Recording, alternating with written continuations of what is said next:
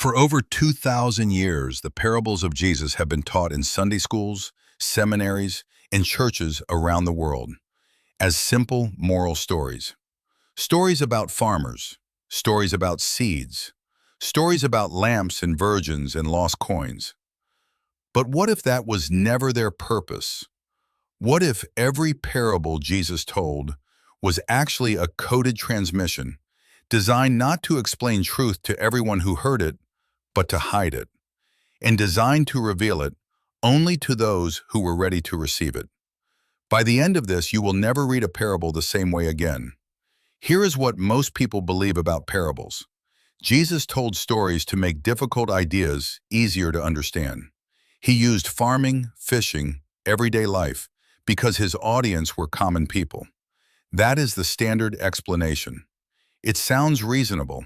It is also incomplete, because there is a moment in the Gospels, a moment that most people read right past, where Jesus is asked directly by his own disciples, "Why do you speak to the people in parables?" They asked him, the people closest to him, the ones walking with him every single day. And his answer does not match what we have been taught. He does not say, "Because stories are easier to understand." He says something that should stop you completely. He says, and I want you to hear this carefully, "Because seeing they do not see, and hearing they do not hear, nor do they understand." He is not talking about the crowds that rejected him. He is talking about the crowds who came to listen, which means the parable was not designed to open understanding. It was designed as a filter. Some people who heard the same words walked away with everything. Others walked away with nothing. And Jesus knew exactly which would be which. But why would truth need to be filtered at all? To understand why, you need to understand the world Jesus was operating in. First century Judea was politically explosive. The Romans controlled everything. Any teacher who openly claimed spiritual authority, any teacher who spoke of kingdoms and power and transformation, was a threat. Not just spiritually, politically. A direct declaration would have ended his ministry before it began. But a parable?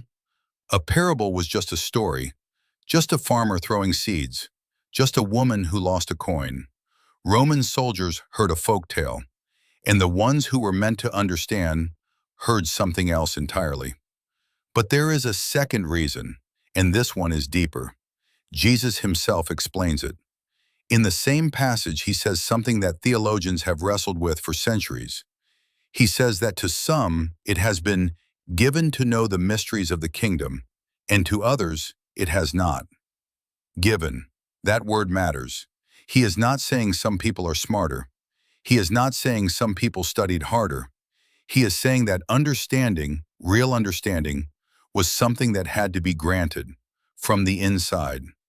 Think about what that means. Two people, same field, same words, same parable. One man hears a story about a farmer. The other man hears the architecture of the entire kingdom of God. How is that possible? That is what we are about to open. Every parable operates on three distinct layers. Not one, not two, three. And almost every teaching you have ever heard about parables stops at layer one. Layer one is the surface story. A man scatters seed on different types of ground. Some seed falls on the path. Birds eat it. Some falls on rock. It dies quickly. Some falls in thorns. It gets choked. Some falls on good soil. It produces a harvest. That is what the crowd heard. Simple, visual, relatable. Layer two is the moral lesson. This is where the church usually lives. Be good soil. Receive the word. Do not let distractions choke your faith. And that is real. That is valid. But if that was all it was, why did the disciples not understand it? These were not strangers. These were men who had left their families and their livelihoods to follow Jesus. Men who prayed with him, walked with him, witnessed things no one else saw. And they still came to him privately and said, "Explain the parable to us." Because they sensed something. They sensed that what they had just heard was not a story about farming. And that brings us to layer 3, the oracle layer. Layer 3 is where the parable stops being about the world outside you and starts being about the world within you. The seed is not information. The soil is not your circumstances. The parable of the sower is a precise map of the 4 possible states of the human inner life. And it is not just a moral suggestion about how you should be. It is a diagnostic. It is Jesus looking at every person in that crowd and saying, I already know which of these you are right now, and most of you do not. That is not a simple story. That is a mirror that only shows its reflection to those who are willing to stand in front of it. Now, most teachers stop at one parable, but the codes do not live in one parable. They live in a system, and the next parable proves it. Everyone knows the sower, seed, 4 soils, simple. But look at what Jesus says after he explains it. He does not say, and now you understand. He asks a question. Do you not understand this parable? And then he says something extraordinary. How then will you understand any parable? He is telling them directly that this one parable is the key to all the others. Not one of many, the master code, which means if you have been misreading the sower, you have been misreading everything. Here is what layer 3 reveals. The 4 soils are not 4 types of people. They are 4 states that any one person moves through. The hardened path, the mind that has been walked on so many times by disappointment that truth cannot penetrate. The rocky ground, the person who receives revelation with genuine joy, but has no depth, no root. So when pressure comes, they leave. The thorny ground, and this is the one that should make you uncomfortable. This is not the skeptic. This is not the unbeliever. This is the person who received the word. And then let the worries of this world, the deceitfulness of wealth, the desires for other things, choke it. Jesus was describing someone fully engaged, someone trying, someone who would describe themselves as a believer. And he said, that seed produces nothing. The good soil is not about intelligence. It is not about effort. It is about readiness at the level of inner ground. And the parable never tells you how to become good soil. It only tells you which soil you are. That question, how do you change your inner ground? That is the question every subsequent parable answers, but only if you are looking for it. Most people hear this parable and think, small beginnings, big results, have faith. That is layer 1. But there is a detail in this parable that is almost always skipped. Almost always, because it creates a problem. Jesus says the mustard seed grows into the largest of all garden plants, so large that the birds of the air come and perch in its branches. Now, if you just heard that, it sounds beautiful. Growth, shelter, abundance. But go back to the sower, the master code. What were the birds in the sower? The birds were the ones who came and took the word away. Jesus used the same symbol, same audience, same teaching session, same birds. So the question that no one in Sunday school asks is this: is the mustard seed parable a promise or a warning? What if the kingdom growing large enough for all the birds to nest in it was not a picture of triumph, but a picture of corruption? What if he was describing exactly what would happen to his own movement? That it would grow so large, so institutional, that forces he warned against would make their home inside it. I am not telling you what to conclude. I am telling you the text supports both readings. And the fact that you were only ever given one of them should tell you something. 10 young women, all of them waiting for the same bridegroom, all of them with lamps. 5 brought extra oil, 5 did not. The bridegroom is delayed. They all fall asleep. Then at midnight, the cry goes out, "He is coming!" The 5 who brought extra oil, ready. The 5 who did not, their lamps are going out. They go to buy oil, and while they are gone, the bridegroom comes. And when the 5 return and knock on the door, he says, "Truly I tell you, I do not know you." Churches have taught this parable as a lesson about preparedness. Always be ready, you do not know the hour. But that reading glosses over the most disturbing detail in the entire story. All 10 were invited. All 10 were waiting. All 10 fell asleep. There is no moral distinction made between them on that level. The only difference is what they were carrying when the moment came. Layer 3 asks, what is the oil? And here is where the oracle reading diverges from the traditional one. The oil is not preparation in the logistical sense. The oil is the accumulated interior work, the sustained engagement with truth that cannot be borrowed, transferred, or purchased at the last moment. The 5 foolish virgins do not lose because they were bad people. They lose because when the critical moment arrived, they had nothing inside them that had been built over time. And the frightening precision of this parable is this. The foolish ones knew they did not have enough oil. They felt the lack. They asked for help. But that kind of readiness cannot be shared. Go and buy some for yourselves. That is not cruelty. That is a description of spiritual reality. You cannot inherit someone else's inner formation. You cannot borrow it. You cannot receive it at the last minute from someone who has been doing the work. And the door closes, not dramatically, quietly. That is not a story about the end of time. That is a story about this moment, about what you are accumulating right now, about whether the work is happening or whether you are assuming you have more time than you do.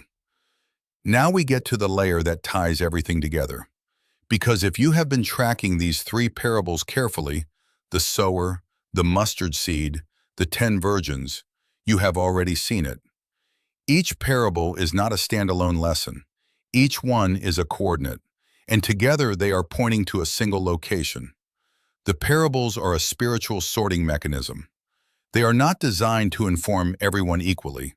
They are designed to find the people who are already aligned at a certain depth and give those people more than they could have received through direct instruction alone. Think about that. If Jesus had simply explained everything directly, here is the structure of the kingdom, here is how transformation works, here is what is required, that information would have been recorded. It would have been transmitted. It would have been studied, and it would have remained exactly that, information.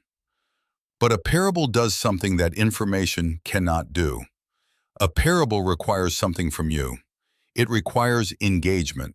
It requires that you sit with the discomfort of not fully understanding. It requires that you return to it. And each time you return, if the inner work has continued, you see something you did not see before. The parable is not a locked box waiting for the right key. The parable is a mirror, and what you see in it depends entirely on what you have become since the last time you looked. Jesus was not teaching a philosophy. He was building an instrument for self-revelation. And the genius of the design is this. The parable protects itself. If you are not ready, it gives you a moral story, a nice story, a story you can agree with, nod at, feel good about, and leave unchanged. But if the internal conditions are present, if the ground has been prepared, the same words open into something that cannot be untaught, something that reorganizes how you see everything else. The parables were never designed to explain truth. They were designed to test who could carry it. And that is why, even now, 2,000 years later, the same words, the same stories, and still, some people walk away with a moral lesson, and others walk away different. But there is one final piece, one parable that was considered so essential that it appears in multiple forms across multiple teachings, and most people have never noticed that they are the same message. Look across the parables as a whole. The sower, prepare the inner ground. The mustard seed, be careful what grows inside your kingdom. The 10 virgins, do the interior work now, before the moment of demand. The prodigal son, return is possible, but only after the inner break. The pearl of great price, some things require the surrender of everything else. The hidden treasure. The real thing is buried, not displayed. Do you see the pattern? Every single parable at layer 3 is saying the same thing. Inner transformation precedes external understanding. Not as a suggestion, as a law. You cannot understand the kingdom by studying the kingdom. You cannot receive the truth by pursuing the truth. The parables are saying, over and over, in different costumes, in different settings, that the direction of movement is always inward first. And that is why the parables remain alive. That is why a person can read the Sower at 15 and find comfort, and read it again at 45 after loss, after failure, after being broken open, and find something that was not there before. It was always there. They were not ready before. The word was always the same. The soil changed. This is the unified principle, the single hidden message that runs beneath all of them like a river beneath rock. You do not decode the parable. The parable decodes you. So, were the parables simple stories? You already know the answer now. They were the most sophisticated teaching instruments ever constructed, designed to do two things simultaneously: hide and reveal, using the same words. The crowds left with a story about farming. The disciples left with questions they could not stop asking. And the difference between those two groups was not education, it was not devotion, it was not even belief. It was inner condition, which means the real question is not, what did the parables mean? The real question is, what do they reveal about you, right now, based on what you just heard? Because if you sat through this, and the main thing you found was information, interesting, worth sharing, perhaps even true, then the parable has done exactly what it was designed to do for a certain type of listener. But if something in this felt like a recognition, like being seen, like something you already knew at a level you could not have articulated, then you were not learning today. You were remembering. And if that is true, the question is not what the parables meant. The question is what they mean for what you do next. Because there is one parable we have not touched, one that does not appear in Matthew, Mark, or Luke in the form most people expect.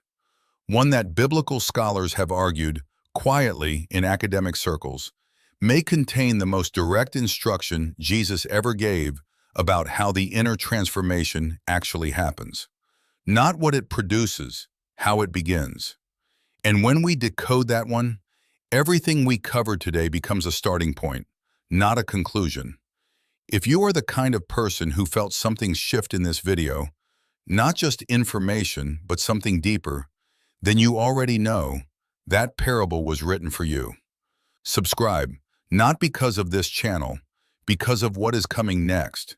And leave a comment below with one word, just one, that describes what shifted for you today.